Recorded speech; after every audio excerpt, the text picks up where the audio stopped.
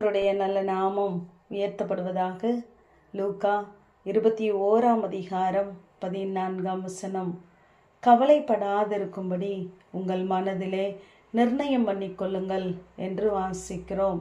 அநேக சூழ்நிலைகளை பார்த்து நாம் பயந்து போகிறோம். அநேக காரியங்களை நாம் கேள்விப்படும் பொழுது நம்முடைய இருதயம் கலங்கி போகிறது.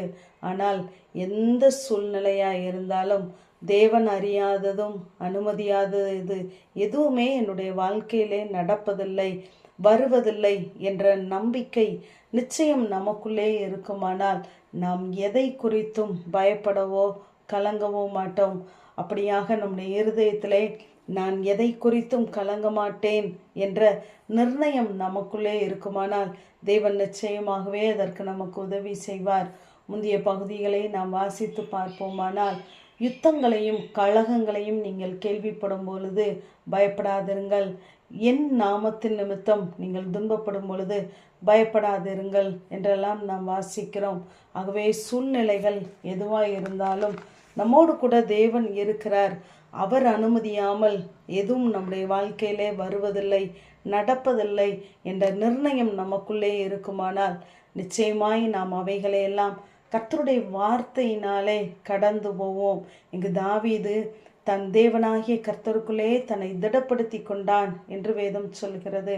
அவன் சூழ்நிலைகளை பார்க்கிலும் தேவனை அதிகமாய் நம்பினதினாலே கர்த்தருடைய வார்த்தையை கொண்டு தன்னை திடப்படுத்துகிறவனாய் இருந்தான்.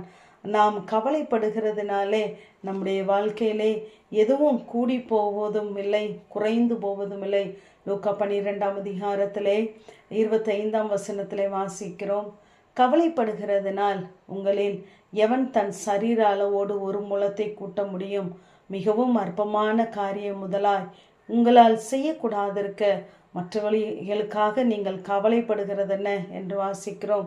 நம்மால் ஒன்றும் செய்ய முடியாது, அற்பமான காரியமாக இருக்கலாம், அது கூட நம்மால் செய்ய கூடாது இருக்க நாம் எதற்காக கவலைப்பட வேண்டும் என்று வேதம் நம்மிடத்தில் கேட்கிறது. ஆகவே என்னாலன்றி உங்களால் ஒன்றும் செய்ய முடியாது என்று சொன்னவர் நமக்காக யாவையும் செய்து முடித்து விட்டார். ஆகவே நாம் ஒன்றுக்கும் கவலைப்பட வேண்டாம்.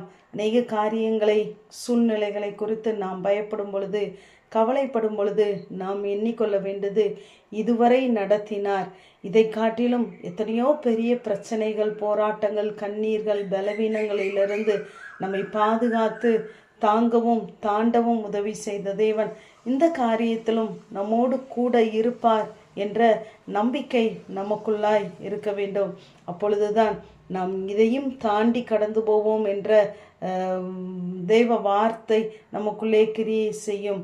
ஆகவே சங்கீதக்காரன் சொல்லும் பொழுது, நான் உற்பவித்தது முதல் நீரே என் ஆதரவாயிருந்தீர் என்று சொல்கிறார். என் சிறு வயது முதல் நான் உம்மாலே ஆதரிக்கப்பட்டேன் என்று சொல்கிறார்.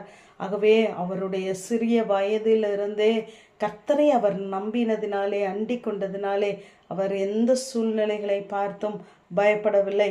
இங்கு சீஷர்களை இயேசு அக்கறைக்கு அழைத்து செல்லுகிறார்.